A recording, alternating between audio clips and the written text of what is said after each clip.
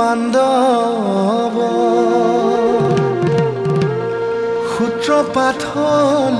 বিভেদ এই মহাযুদ্ধৰ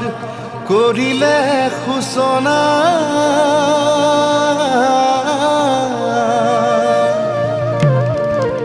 এই প্ৰাণৰ মমতা এৰি কুৰুক্ষেত্ৰ দিলে ভৰি অষ্টাদশ অক্ষৌহিণী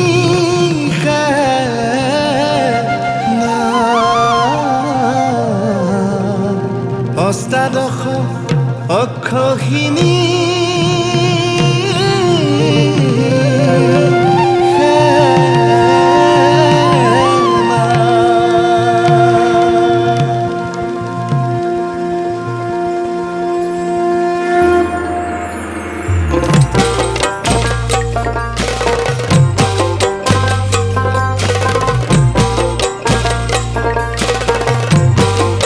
নেৰিবাহে বান্ধৱ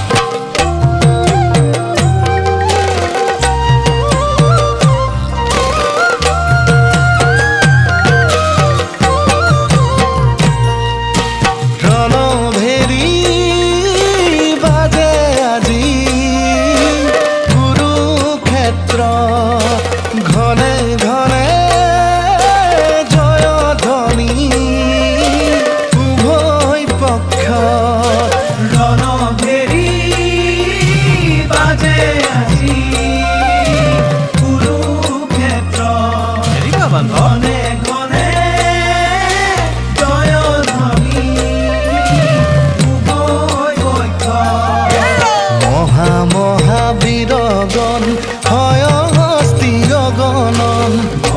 মহাবীৰগণ হয় হস্তি গগনন লিপ্ত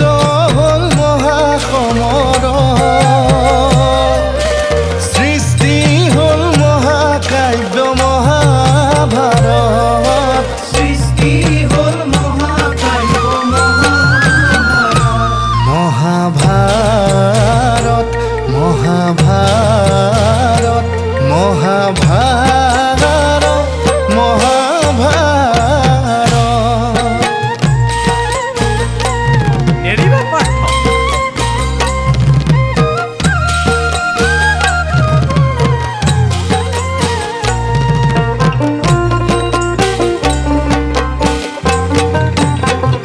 নেৰিবাহে বান্ধৱ মহাভাৰতৰ কথা শুনা সৰ্বজন যিহেতু ঘটিল কুৰুকুলৰ পতন মহাভাৰতৰ কথা শুনা সৰ্বজন যিহেতু ঘটিল কুৰুকুলৰ পতন মদগৰ্বী দুৰ্যোধনে চল বুদ্ধি কৰি পঞ্চ পাণ্ডৱৰ ৰাজ্য ধন লৈ কাঢ়ি পঞ্চ পাণ্ডৱৰ ৰাজ্য ধন লৈলে কাঢ়ি মহাভাৰত মহাভাৰত মহাভাৰত মহাভাৰত মহাভাৰত মহাভাৰত মহাভাৰত মহাভাৰত বান্ধৱ কৃষ্ণ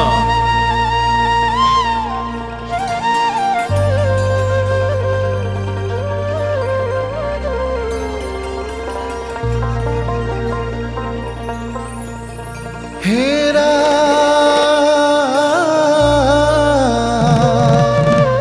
পাৰ্থৰ সাৰথি কৃষ্ণ দেৱ যদুপতি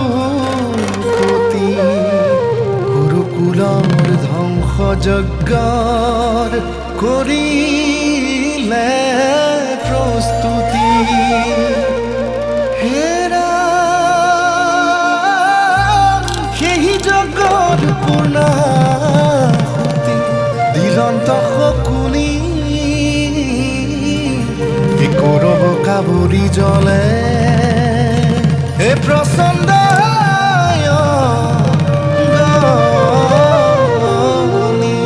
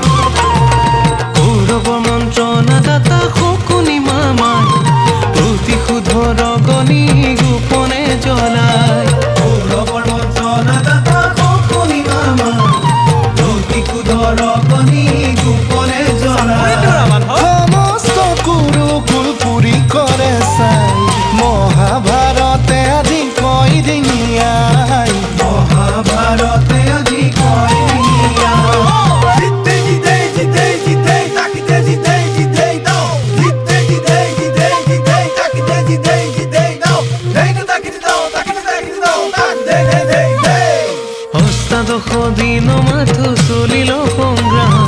দুৰ্মতি কৌৰবে ভুগিলন্ত পৰিণাম অষ্টাদশ দিন মাথো চলিল সংগ্ৰাম দুৰ্মতি কৌৰবে ভুগিলন্ত পৰিণাম